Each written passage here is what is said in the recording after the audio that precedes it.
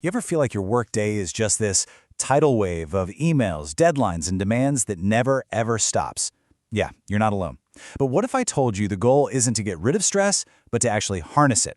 Well, let's dive into the science of how you can stay on top of your game without completely burning out. So here's what we're going to cover. We're going to start by understanding this hidden benefit of stress, then look at the reality of workplace pressure today. And finally, we'll equip you with a whole toolkit of strategies you can literally start using today to take back control. All right, first up, let's tackle a huge assumption that most of us have about stress. We're always told that stress is the enemy, right? It's this thing you have to avoid at all costs. But when we're talking about performance, that's just not the whole picture. The real question is, how much stress is the right amount? This brings us to a really cool psychological principle called the Yerkes-Dodson law. Just picture an upside-down U. Over on the far left, you've got too little stress. You're bored, you're unfocused. On the far right, you've got way too much and you're frantic, you can't think straight. But that sweet spot, right at the very top of the curve, that's where you hit peak performance. So this is why we've got to talk about two different kinds of stress. Eustress, that's the good stuff. It's that feeling of being energized, focused, in the zone, that really pushes you to do great work. And then there's distress. That's when you've tipped over the edge of that curve and you just feel overwhelmed and anxious. So the goal isn't a life without stress. It's learning how to stay in that productive eustress zone. But let's be real for a second. A lot of us are spending way too much time on the wrong side of that curve. So what actually happens when we tip over into distress? Well, it turns out it's incredibly common. Look at this number from OSHA. A staggering 83% of workers in the U.S. are dealing with work-related stress. This is so important to remember. This is not some personal failing. It's a huge systemic issue in the way we work today. And the cost, it's just massive. The World Health Organization estimates that stress leads to $1 trillion in lost productivity every single year. This isn't a small problem. It affects everything from our individual health to the entire global economy. So where is it all coming from? Well, research breaks it down into about three main buckets. First, you've got organizational stuff, like terrible communication or having no say in what happens. Then, there are things related to your role, like a crushing workload or just not being sure what you're supposed to be doing. And finally, you have personal factors, like conflicts with coworkers or just never getting any recognition for all your hard work. And you can just see the ripple effect, can't you? For a business, this unmanaged stress isn't just about output going down. It means people quit more often, healthcare costs go up, and the whole company culture can start to erode, leaving you with a team that's just completely disengaged. Okay, so that's the problem. It's big, it's everywhere. But the good news is there are some really powerful, science-backed ways to fight back. Let's shift to the solutions, starting with some small changes you can make to your workday right now.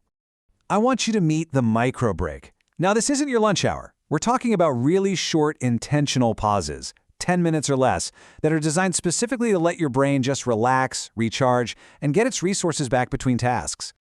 But do they actually work? Well, a huge meta-analysis looked at 22 different studies and found, yeah, they're fantastic for your well-being. Micro breaks seriously increase feelings of vigor, that's your energy, and they reduce fatigue. What's interesting is they didn't really find a big universal boost in performance across the board, but... And this is the absolute key. Not a single one of those studies found that taking a short break hurt performance. So what does that mean? It means you get a proven boost to your well-being at basically zero cost to your output. That's a total win-win.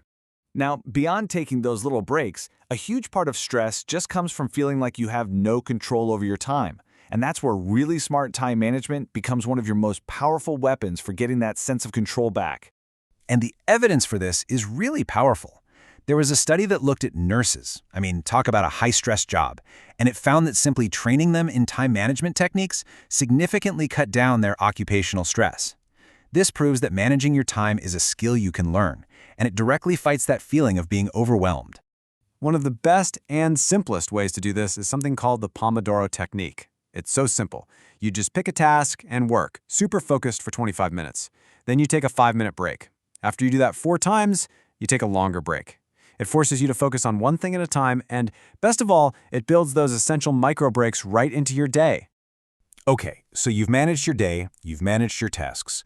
But what happens when the workday is supposed to be over? See, true stress management requires that you actually leave work at work, and the real battle for recovery happens in your off hours. There is a scientific term for this. It's called psychological detachment. It's that ability to truly switch off your work brain, to stop replaying that stressful meeting or worrying about the project that's due next week. And let me be clear, this mental break isn't a luxury. It's a biological necessity for your brain and body to recover. And this quote right here really highlights the danger. Research shows that the more stressed out you are, the harder it is to detach. And this creates a really nasty vicious cycle, right? High stress prevents you from recovering, which means you start the next day even more stressed. It's this downward spiral that we have to actively work to break. So, we've gone through the theory, the problem, and a bunch of really powerful solutions. Now let's pull it all together into a practical toolkit you can use to stay right at the peak of your performance curve. Here it is. First, know your own curve. Aim for that eustress sweet spot. During your day, use those micro breaks to recharge your battery. And use time management, like the Pomodoro, to stay in control. Protect your energy. That means setting boundaries and learning to say no. After work, you have to make detaching a real priority. And underneath it all, you have to take care of your physical health. Exercise, sleep, nutrition, those are the non-negotiables. They are the foundation of your resilience. So let's just reframe the entire goal here. The point was never to have a life with zero stress. That's totally impossible, and honestly, it wouldn't even be good for us. The point is to build the skills and the self-awareness to manage your stress levels, to keep yourself in that energized, focused peak performance zone as much as you possibly can. Look, this isn't just interesting theory. It's a call to action. So I'm going to leave you with this question. Looking at that whole toolkit, what is the one thing, the one small change you're going to commit to this week to start mastering your own stress curve?